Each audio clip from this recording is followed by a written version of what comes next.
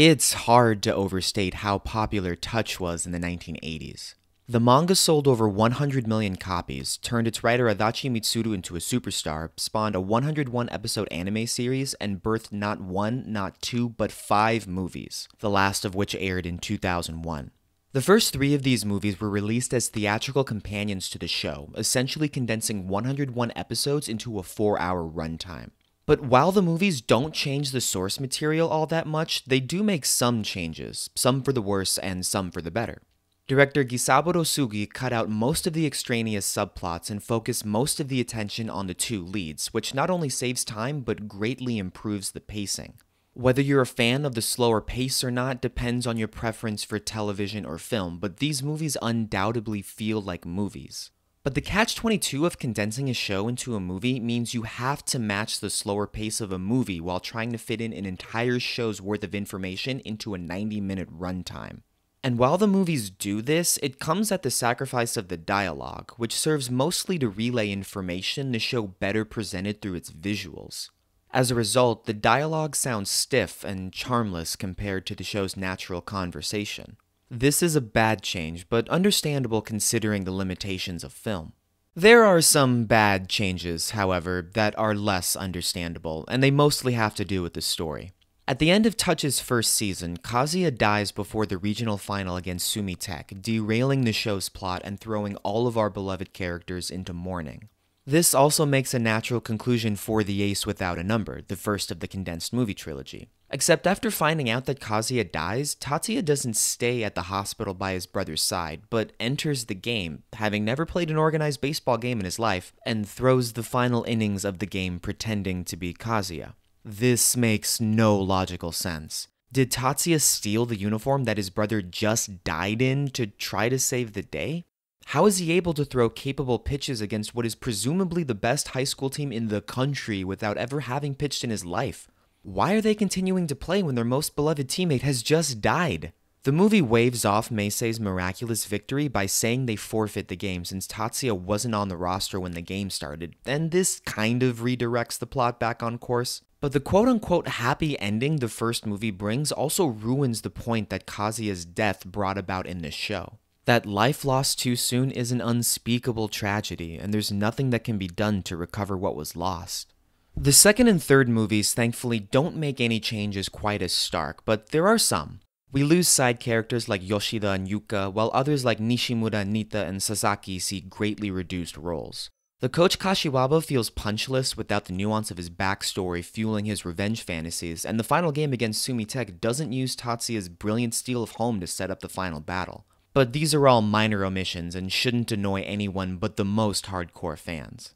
The movies go out of their way to put Minami and Tatsuya in different social situations, and it's fun to see some costume changes the show couldn't utilize. This also gave the animators an excuse to throw in some better drawn landscapes and prettier details. The movies unquestionably look better than the show, despite having been released around the same time. The color palette pops and the baseball scenes flow more smoothly, the movements are more fluid, and everyone just kind of looks more human. It just feels like they had more time and money for the movies than they did for the show. But that doesn't make them better. These movies were released to milk as much money out of the franchise as humanly possible, but they pale in comparison to the original. The only reason I would recommend these movies is if you want to watch the show but would rather dedicate 4 hours of your time instead of 40. But if you come out feeling meh, I won't be surprised. Now, the 2 movies that came out after the condensed trilogy are honest sequels, taking place 3 years after the ending of the original story. In focusing on the romance between its 2 leads, Miss Lonely Yesterday tries to advance Minami and Tatsuya's relationship beyond the high school sweetheart phase, but fails in making their connection seem any different than it was 3 years before. A woman named Kaori attempts to sweep Tatsuya off his feet, but she just enters the story claiming to be in love with Tatsuya without any explanation. And when the explanation finally comes towards the end of the story, it's not believable enough to make me think she's a significant rival to Minami. But you can ignore the romantic part of the story and focus on the movie's true motivation, getting the gang back together. We meet all of our previous favorites from the show and see some cool redesigns for Yuka and Harada. The reintroductions of Nita and Nishimura actually provide the movie's most poignant subplot, the 2 paths Tatsuya could have chosen had he continued playing baseball. It's easy to see how Tatsuya's overused arm could have blown out like Nishimura's did after a blistering first year in the pros. It's also easy to see how Tatsuya could have continued his stardom playing college ball against his biggest rival Nita. But in the end, Tatsuya's 3 years away from baseball may have been a blessing in disguise for his shoulder and his elbow. But Miss Lonely Yesterday doesn't really address this because it's more about love than baseball. And I'm sure someone in the production room noticed this and decided the next movie should slant in the other direction because that's exactly what Crossroad does. But instead of Tatsuya pursuing his baseball career in Japan, he aims to escape the memory of his dead brother by playing for an American minor league baseball team. And American baseball is much more up my alley than Japanese baseball, so this movie quickly becomes nitpick city for me. Most obviously how everyone in this small town conveniently knows how to speak Japanese.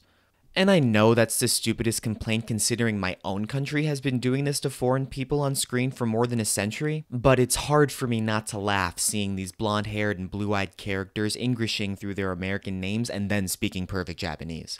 I could honestly spend an hour on the absurdity of watching American baseball translated for a Japanese audience as an American, but that's an epidemic throughout baseball shows that I'll save for another video. Crossroads also follows Minami back in Japan, but this time as a photographer's assistant, which seems like a demotion from gold medal winning gymnast.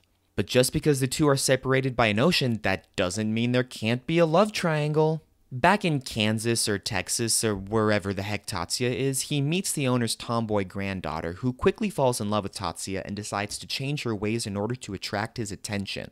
And in the process, the movie sneaks in some effective commentary on gender performance, making Alice a much more sympathetic love interest than Kaori. But that's really all this movie has going for it. Neither of these movies are good, but you can't blame them for not having a style. Both of these movies are 90s as hell.